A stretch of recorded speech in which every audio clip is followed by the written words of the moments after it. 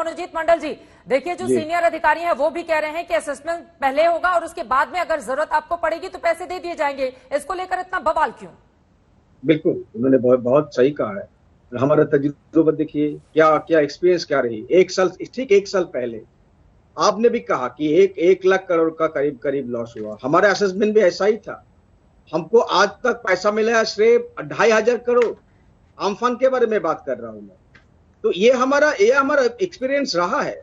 हम ज्यादा कुछ एक्सपेक्ट नहीं करते। हमको पता है किस तरह से लोगों को पता है। आप अभी देखे है 600 करोड़ 400 करोड़ हो गया। हम ज्यादा बात नहीं कर सकते, नहीं करना चाहते हैं, क्योंकि हमारा सरकार सदियों से काम कर रहा है, लगातार 10 साल से लोगों के साथ है। ममता दी है और उनका एसोसिएट रात भर वहां पर थी, परसों से आप देखिए। और इसीलिए सदियों से मतलब 10 साल से बताया हमारा। मेरा हिंदी में मत जाइए, आपके बांग्ला में मैं जाऊंगा। तो रात भर वहां पर ममता दी थी और उनका जो चीफ सेक्रेटरी, दोनों का ही भाई खो चुके हैं कोरोना में।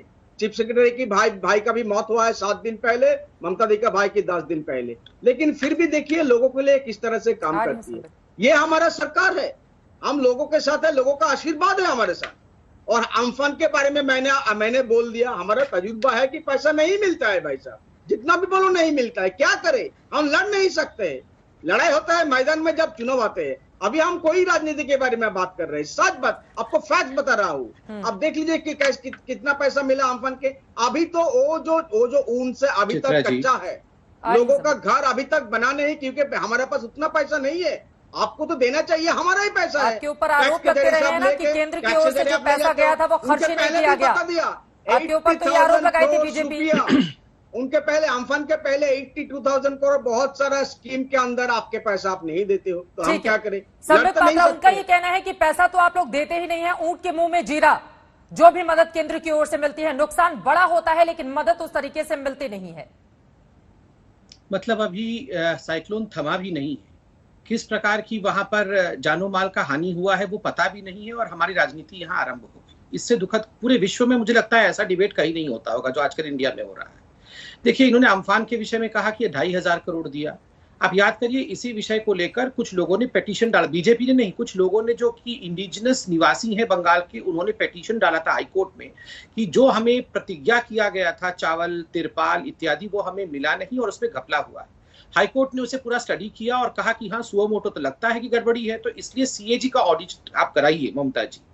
सीएजी के ऑडिट के खिलाफ ममता जी सुप्रीम कोर्ट में गए। अभी भी अम्फान के सीएजी का ऑडिट का विषय सुप्रीम कोर्ट के आगे पेंडिंग है। ऑडिट क्यों नहीं कराना चाहते हैं? ममता जी ने कहा हम ऑडिट नहीं कराएंगे। क्यों नहीं ऑडिट कराएंगे? नंबर 1। नंबर 2, अभी यहाँ जो रेड्डी साहब बैठे हुए हैं, आप देखिए एक सीनियर अधिकारी है, कितने वैज्ञानिक तरीके से उन्होंने समझाया कि मैंने भी आपको कहा था पहले आपको एक एडवांस पेमेंट होता है कि आप बंदोबस्त करिए, उसके बाद एक चिट्ठी लिखी जाती है सब कुछ मुआयना करने के बाद कितना डैमेज हुआ, ये स्टेट गवर्नमेंट भेजता है, फिर एक सेंट्रल टीम जाती है, राज्य सरकार के साथ मिलकर सेंट्रल टीम जो है वो मुआयना करती है। असेसमेंट होने के बाद वो खर्चा सेंटर के पास आता है और सेंटर उस पैसे को रिलीज करती है। मगर ऐसा आज तक कभी नहीं हुआ है कि साइक्लोन का लैंडफॉल नहीं हुआ है और उससे पहले ममता बनर्जी ने अमाउंट डिक्लेयर कर दिया है। और ये कंपैरिजन क्यों कि ओडिशा को ज्यादा क्यों और हमें कम क्यों? अरे जिस राज्य में ज्यादा डैमेज हो रहे हैं, जो कमजोर राज्य है, जिस राज्य में लैंडफॉल हो रहा है, अगर उसको कुछ पैसा दे दिया गया है तो इसमें इस प्रकार की ईर्ष्या भाव नहीं होनी चाहिए। और अंत में एक बात कहूंगा चित्रा जी, देखिए ये बहुत समय हो गया, कहीं ना कहीं बंगाल की राजनीति में एक बहुत दुर्भाग्यपूर्ण स्थिति हो रहा है। आर्मी, सीआरपीएफ, एनडीआरएफ, आज एनडीआरएफ के खिलाफ भी वहां बयानबाजी हुई है, राजनीतिक बयानबाजी हुई है कि हम कोशिश करेंगे कि सेंटर के जो एनडीआरएफ है उनके साथ हम मिलकर काम करेंगे। क्यों भैया? ये एनडीआरएफ तो नॉन पॉलिटिकल बॉडी है, उनके साथ काम करने में क्या मुश्किल है? वहां की जो आर्मी है आज पानी में इतना डूब कर काम कर रहे हैं, बचाव का काम कर रहे हैं। आप बोल रहे हैं ये सेंट्रल की टीम है। आप आर्मी के खिलाफ, सीबीआई के खिलाफ, एनडीआरएफ के खिलाफ, बीएसएफ के खिलाफ, ये you are republic of India. ये कोई बंगाल का रिपब्लिक अलग नहीं है जो हम देश के बाहर से किसी को भेज रहे हैं। अरे हम एक ही देश है, एक साथ मिलकर करेंगे हर बात पे इस प्रकार की राजनीति। बिल्कुल, मुझे ब्रेक पर जाना है, लेकिन उसके पहले मनोजीत का जल्दी से एक कमेंट ले लेती हूँ। मनोजीत, हर मुद्दे पर ऐसा लगता है कि पश्चिम बंगाल की राजनीति कहीं ज्यादा हावी रहती है और बाकी चीजें पीछे छूट जाती हैं। यही आज के तूफान के अवसर पर भी देखने को मिल रहा है। आपको दिखा दिया स्टैटिस्टिक के साथ कि अम्फान के जरिए से हम लोगों को कितना राहत मिला। अरे अभी तो असेसमेंट कोई नहीं असेसमेंट के बारे में पूछ रहा था। अब देखा ग्लेयरिंग जो है फैक्ट्स आपको बताया था। और किसी ने भी एनडीआरएफ का समालोचना नहीं की। और सीबीआई के बारे में मत पूछो भाई साहब, सबको पता है अभी वो क्या है। वो कांग्रेस के टाइम है वो केजेड पैरेट थे, अभी वो रॉटवेलर हो गए। आप पीछे पगला कुत्ता के तरह लोगों के पीछे पीछे छोड़ देते हो। ये किस तरह का सीबीआई है?